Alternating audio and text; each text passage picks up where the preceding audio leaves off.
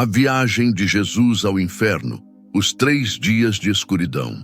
Existe um silêncio na história da humanidade que é mais pesado do que o barulho de todas as guerras juntas. Não é o silêncio da paz, mas o silêncio da incerteza absoluta. Pense no dia seguinte à crucificação. A sexta-feira foi marcada por gritos, sangue, trovões e um céu que se escureceu ao meio-dia. O domingo, como sabemos, foi marcado pela explosão da vida e pela pedra removida. Mas entre a tragédia da sexta e a glória do domingo, existe o sábado, um dia cinzento, um dia onde Deus parecia estar morto e o mundo estava órfão. Enquanto os discípulos se escondiam atrás de portas trancadas, aterrorizados e sem esperança, e enquanto o corpo físico de Jesus jazia frio e imóvel, envolto em linho puro no sepulcro de José de Arimateia, uma pergunta perturbadora ecoa através dos séculos e poucos têm a coragem de enfrentá-la verdadeiramente. Onde ele estava? Se o corpo estava na tumba, para onde foi o espírito daquele que disse ser a própria vida? A teologia cristã moderna muitas vezes pula esse capítulo, correndo apressadamente da cruz para a ressurreição, ignorando o abismo que existe no meio. Mas os credos antigos e as escrituras mais profundas sussurram uma história diferente. Uma narrativa que não se passou sob a luz do sol da Judéia, mas nas regiões inferiores da terra, onde a luz física jamais penetrou. Esta é a doutrina da descida de Cristo ao Hades. Não imagine que esse foi um tempo de descanso ou de sono inconsciente. O que aconteceu naquelas horas de escuridão foi a maior operação de resgate e a mais violenta batalha legal que o universo já testemunhou. Enquanto a terra estava em silêncio, o mundo espiritual estava em convulsão. Hoje vamos romper o véu do sábado de Aleluia. Vamos deixar a superfície da história e mergulhar nas profundezas teológicas e místicas para rastrear os passos de Jesus na terra das sombras. Não estamos falando de metáforas poéticas.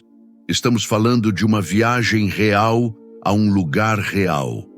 Um lugar que os antigos hebreus chamavam de Sheol, os gregos de Hades, e que a Bíblia descreve como uma prisão com portões de bronze e ferrolhos de ferro. Quem eram as sombras que habitavam esse lugar? Quem eram os espíritos em prisão que, segundo o apóstolo Pedro, ouviram a voz do Mestre ecoar nas cavernas do submundo? Seriam as almas dos contemporâneos de Noé? Seriam anjos caídos acorrentados desde o princípio dos tempos? Prepare sua mente e proteja seu coração, pois o que vamos explorar agora desafia a lógica humana. Vamos investigar se Jesus desceu lá como uma vítima para ser atormentada pelas forças das trevas, como alguns sugerem, ou se ele desceu como um invasor, um conquistador que rompeu as defesas do inferno de dentro para fora. Esqueça as imagens infantis de demônios com garfos e fogo eterno. A realidade espiritual é muito mais complexa, hierárquica e aterrorizante. Vamos desenhar o mapa do além-túmulo, entender a geografia da morte antes da cruz e descobrir o que realmente significa dizer que ele tomou as chaves da morte e do inferno. Se você teme o fim, se a morte é um mistério que lhe causa angústia, preste muita atenção, pois a jornada que Jesus fez naqueles 3 dias não foi para si mesmo, foi para mudar a arquitetura da eternidade para você. O sábado não estava vazio. O inferno estava cheio e estava prestes a ser saqueado. Para compreender a magnitude desta invasão, precisamos primeiro desenhar o mapa do território inimigo. Há uma confusão imensa na mente moderna sobre o que acontece após a morte. Uma mistura de conceitos medievais e cultura pop que obscurece a verdade bíblica. Precisamos voltar no tempo, para antes da cruz, e entender a geografia do além como os antigos profetas e o próprio Cristo a descreveram. Antes daquele domingo de ressurreição, o céu, o terceiro céu onde habita a plenitude de Deus, estava fechado para a raça humana. O pecado criou uma barreira intransponível, um abismo legal que impedia qualquer alma, por mais justa que fosse, de entrar na presença direta do Criador. Então, para onde iam os mortos? Para onde foi a alma de Adão, de Noé, de Abraão, de Davi? Eles desciam. No hebraico antigo, este lugar é chamado de Sheol. No grego do Novo Testamento, é chamado de Hades. Não confunda este lugar com o Lago de Fogo ou a Hiena, que é o destino final e eterno dos ímpios após o juízo final. O Sheol era, e devemos falar com reverência aqui, uma imensa sala de espera cósmica. Um reino de sombras e silêncio nas regiões inferiores, onde todas as almas humanas eram recolhidas pela morte. No entanto, este reino não era uniforme. O próprio Jesus, na reveladora história do rico e Lázaro, puxou a cortina e nos mostrou que o Hades possuía 2 compartimentos distintos, separados por um abismo gigantesco que ninguém podia atravessar. De um lado, havia o lugar de tormento, onde as almas rebeldes, egoístas e perversas aguardavam o julgamento em angústia e chamas, conscientes de sua separação de Deus. Do outro lado, separado pelo abismo, havia um lugar de consolo e descanso, conhecido poeticamente como o seio de Abraão. Era ali que os patriarcas, os profetas, os mártires e todos os justos do Antigo Testamento aguardavam. Eles não estavam sofrendo, mas estavam presos. Estavam retidos no reino da morte. Imagine a frustração santa de homens como Moisés e Elias. Eles podiam sentir a paz, mas não podiam ver a face de Deus plenamente. Eles sabiam que faltava algo. Faltava o sangue. Faltava o Cordeiro que tiraria o pecado do mundo e abriria os portões de ferro que os mantinham no subsolo da existência. Durante 4.000 anos, o Sheol engoliu a humanidade. A morte parecia invencível. Ela recebia reis e escravos, sacerdotes e profanos, e nunca devolvia ninguém. O cativeiro, como Paulo o chama em Efésios, estava lotado. Havia uma expectativa no ar, uma tensão acumulada por milênios naquele lugar de sombras. As almas dos justos clamavam: até quando? E então, na sexta-feira à tarde, algo inédito aconteceu. A terra tremeu não apenas na superfície, em Jerusalém, mas seus fundamentos abalaram-se até o núcleo espiritual. O véu do templo se rasgou de cima a baixo no mundo físico, sinalizando que o caminho estava sendo aberto.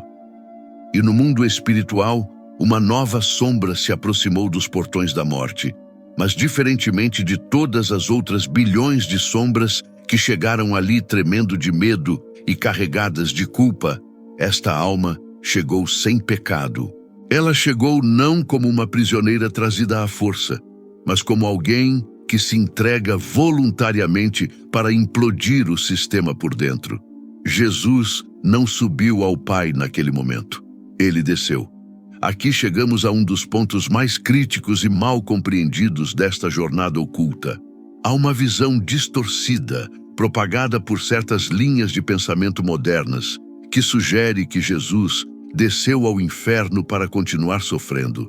Imaginam o Salvador sendo arrastado pelos corredores escuros, torturado por demônios e zombado por Satanás, como se o sacrifício na cruz tivesse sido insuficiente.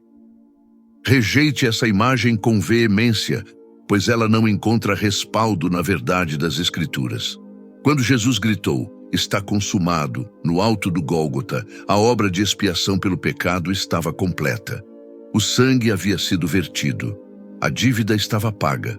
O sofrimento do Cordeiro encerrou-se no último suspiro da carne.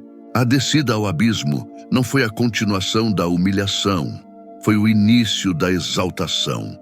Foi a invasão do território inimigo por um general que já havia vencido a guerra. Imagine o cenário espiritual naquele momento. As potestades, os principados e os dominadores deste mundo tenebroso estavam, sem dúvida, em êxtase. Eles haviam conseguido matar o autor da vida. A celebração maligna ecoava nas regiões celestiais inferiores. Eles achavam que haviam capturado a Deus, mas o apóstolo Paulo em uma visão de clareza arrebatadora na carta aos Colossenses, descreve o que realmente aconteceu. Ele diz que Cristo despojou os principados e potestades e os expôs publicamente ao desprezo, triunfando sobre eles na cruz. A palavra despojar aqui é militar. Significa arrancar a armadura, tirar as armas de um inimigo derrotado e deixá-lo nu e indefeso. A entrada de Jesus no Hades foi o maior choque de realidade que as trevas já experimentaram. O predador tornou-se a presa. Aquele que eles pensavam ser o prisioneiro mais ilustre entrou pelos portões, não com algemas, mas com autoridade incandescente. A luz, que jamais havia tocado aquelas pedras frias, invadiu o ambiente com uma violência santa. Os demônios que governavam aquele domínio de medo perceberam tarde demais o erro fatal de sua estratégia. Ao instigarem a morte de um homem inocente, de um homem sem pecado, eles quebraram a legalidade da própria morte. A morte só tem direito sobre o pecador. Ao tentar engolir o santo, a morte engasgou. O Hades não tinha estrutura para conter a vida em essência. As correntes não prendiam, as trancas derretiam. Jesus caminhou por entre os horrores do abismo, não como uma vítima tremendo de pavor, mas como o dono que desce ao porão de sua própria casa para expulsar invasores ilegais. O terror mudou de lado. Pela primeira vez na história da eternidade, foi o diabo quem sentiu medo. Adentramos agora no território mais denso e enigmático de toda a teologia neotestamentária. Um trecho que tem deixado eruditos perplexos e místicos em vigília por 2000 anos.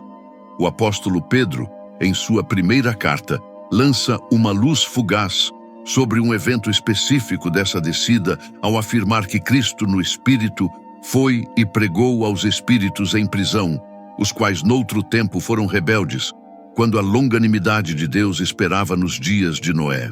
Aqui reside um segredo que muda completamente nossa compreensão da batalha espiritual.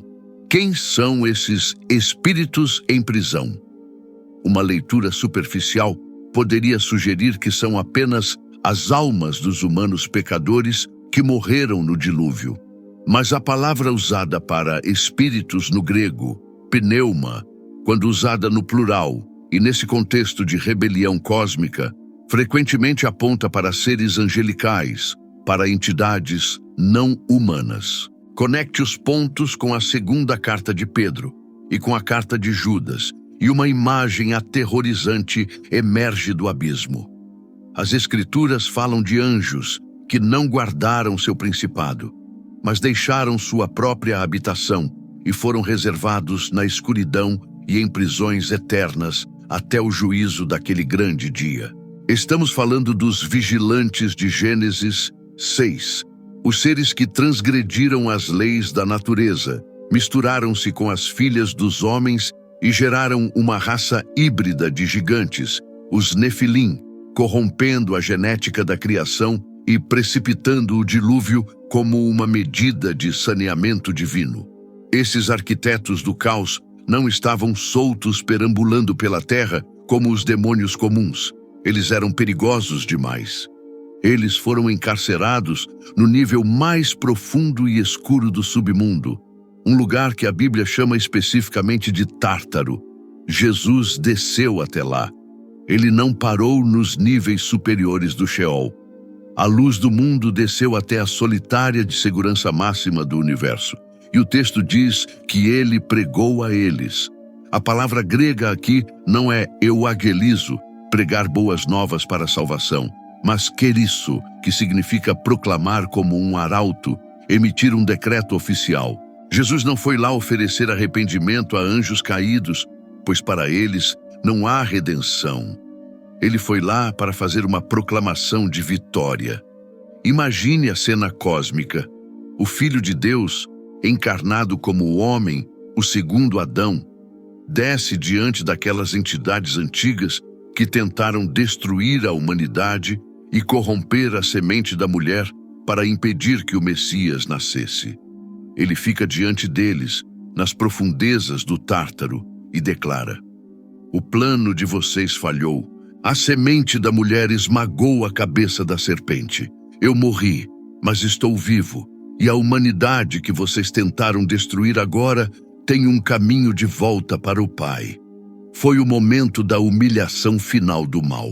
Aqueles que viram a corrupção total nos dias de Noé, agora eram forçados a olhar para a perfeição encarnada e reconhecer que o domínio deles havia terminado. A cruz não foi apenas um sacrifício de amor na superfície. Foi um decreto de sentença nas profundezas.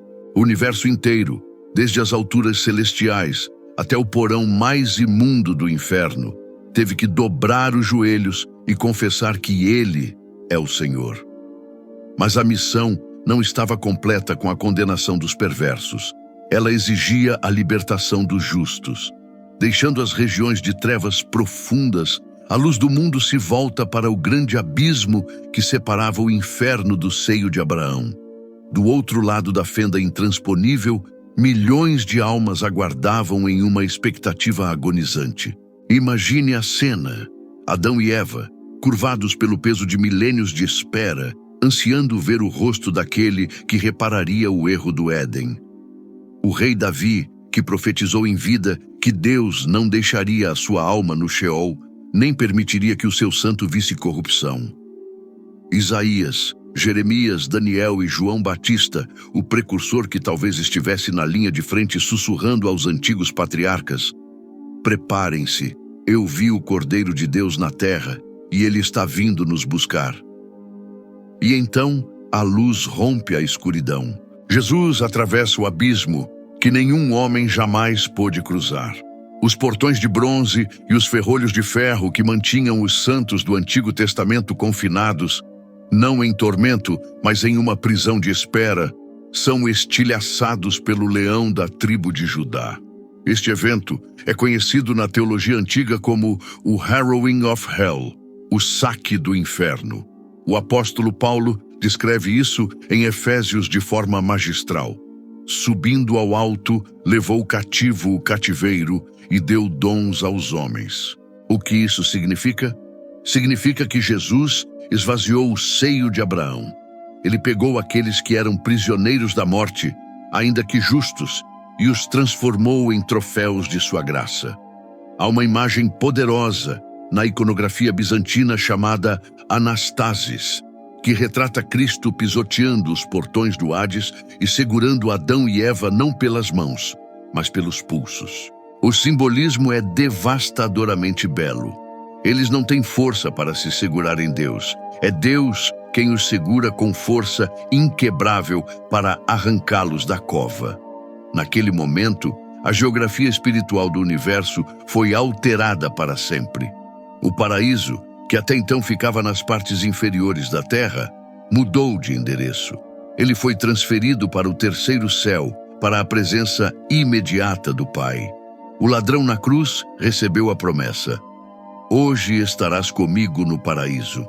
E naquele sábado, Jesus cumpriu a promessa, liderando a maior procissão triunfal da história, tirando os antigos santos das garras da morte e levando-os para a casa do Pai.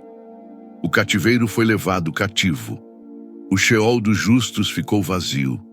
E assim chegamos ao clímax desta jornada oculta, ao momento em que a autoridade foi legalmente transferida. No livro do Apocalipse, o Cristo ressurreto aparece ao apóstolo João com olhos como chama de fogo e faz uma declaração que define o novo governo do universo. Não temas, eu sou o primeiro e o último, e o que vivo e fui morto. Mas eis aqui estou vivo para todo o sempre. Amém. E tenho as chaves da morte e do inferno. Note bem, ele tem as chaves. Chave, na linguagem bíblica, não é um objeto de metal. É um símbolo jurídico de autoridade, acesso e controle. Por milênios, o medo da morte escravizou a raça humana, porque o inimigo detinha, de certa forma, o poder de prender as almas no silêncio do Sheol. Mas naquele sábado, houve uma troca de guarda forçada nas regiões inferiores. Satanás não é o rei do inferno. Essa é uma mentira medieval.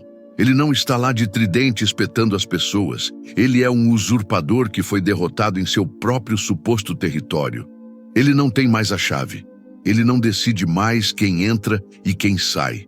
A porta da morte agora está sob a gestão exclusiva do Filho de Deus. Isso significa que, para o cristão, a morte deixou de ser um carcereiro cruel para se tornar um porteiro servil, que apenas abre a porta para a presença do Rei. A vitória de Jesus nos 3 dias de escuridão aniquilou o aguilhão da morte. Se ele desceu ao lugar mais profundo, escuro e isolado da criação e voltou vitorioso, então não existe nenhum abismo onde você possa cair que a mão dele não seja longa o suficiente para alcançar. Não há depressão, não há pecado, não há solidão que seja mais funda do que o lugar onde ele esteve. Ele mapeou o terreno do sofrimento e deixou pegadas de luz na escuridão, para que ninguém precise caminhar sozinho pelo vale da sombra da morte novamente. A batalha esquecida no submundo foi a garantia da nossa paz na superfície. Quando você fecha os olhos para este mundo, você não desce mais a uma sala de espera sombria. Graças à invasão do sábado, o caminho está aberto para cima. A lição final que ecoa da tumba vazia e do inferno saqueado é simples e poderosa. O medo acabou. A morte foi tragada pela vitória. E a pergunta que fica para cada um de nós não é se Jesus venceu, mas se nós estamos escondidos naquele que segura as chaves. Porque no fim de todas as coisas, ou você está com o dono da vida, ou você está sozinho na escuridão que ele já derrotou.